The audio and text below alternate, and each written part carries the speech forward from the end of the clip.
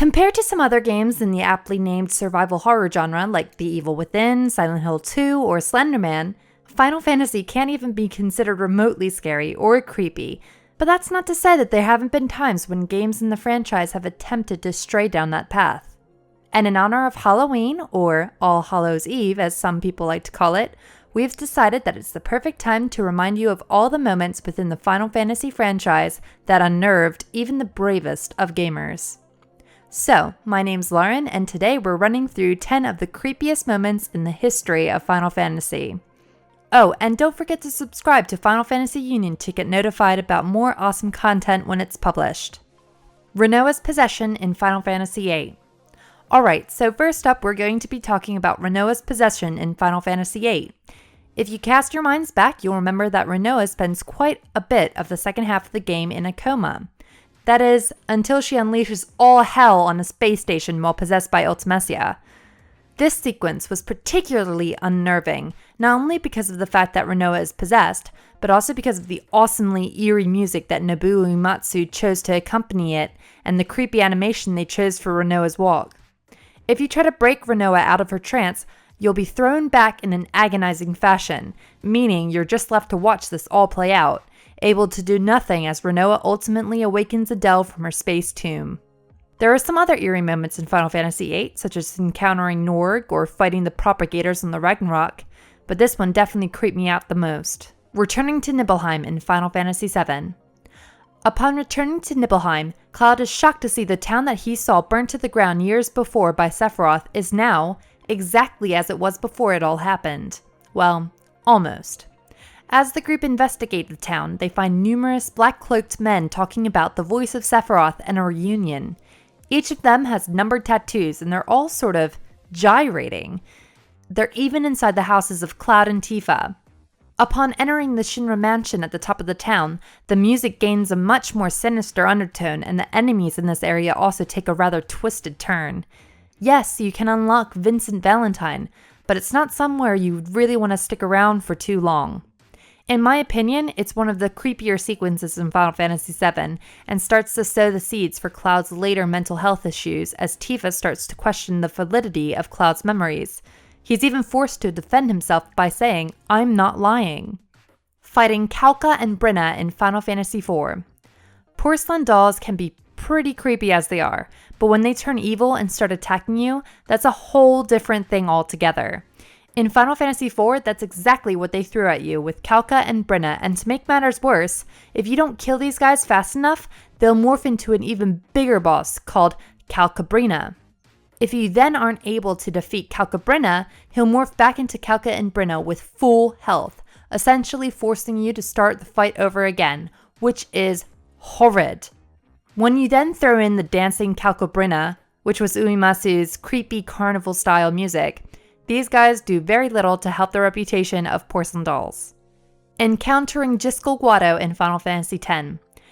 You don't know it when you head to the far plane for the first time, but Maester Seymour Guado, one of Final Fantasy X's main antagonists, is actually responsible for the death of his father, JYSCAL Guado. Things start to become clear though, as after the group visit the far plane, an unsent form of Lord JYSCAL tries to escape. As Lulu, Riku, and Auron discuss how this might have happened, Auron exclaims that he may have died from an unclean death. In other words, he was murdered.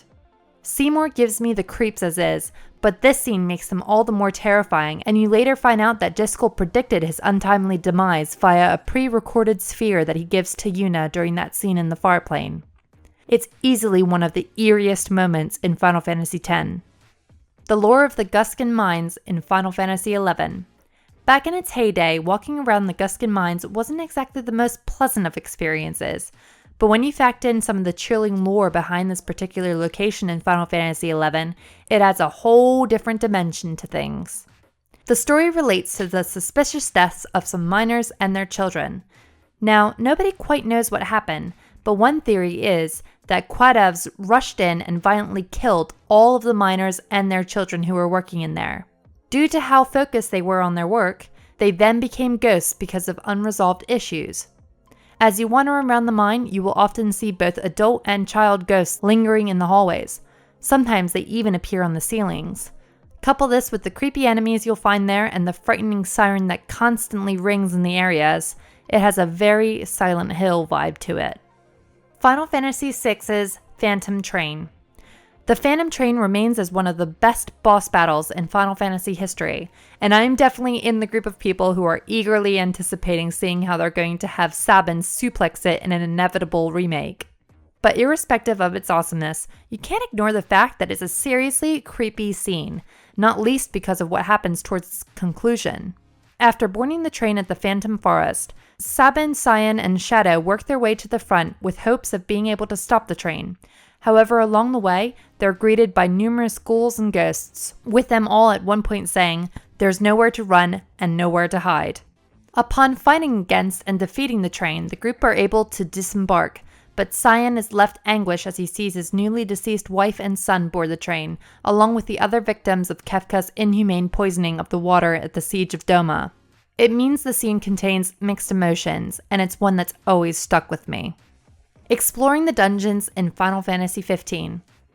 The merits of Final Fantasy XV are often up for debate, but there's one thing that it definitely got right, and that's the creepy atmosphere they managed to instill when exploring the various dungeons scattered throughout EOS. We knew this was going to be a significant part of the experience following the infamous goblin sequence in some of the earlier trailers, and in the full game, it certainly didn't disappoint. The vibe when exploring the game's first dungeon, the Kikatrich Trench, was perfect. Accompanied by Yoko Shimomura's What Lies Within, Noctis and his comrades trek through the blackened dungeon with only their torches lighting the way. Throw in some encounters with goblins and giant spiders and you've got a creepy experience. As you venture into the other dungeons, things only get creepier as you'll encounter more gruesome enemies and go into darker depths. Kudos to the guys who decided to go down this route. The Den of Woe in Final Fantasy X-2. For those of you who said that Final Fantasy X-2 is all happy, friendly, and essentially all about girl power, let me introduce you to the Den of Woe, a huge side mission that can be easily missed in the Mushroom Rock Ravine. It can only be unlocked once you manage to collect all of the Crimson Spheres, and inside, you will find the rather pissed off spirit of Shuyin, the game's main antagonist.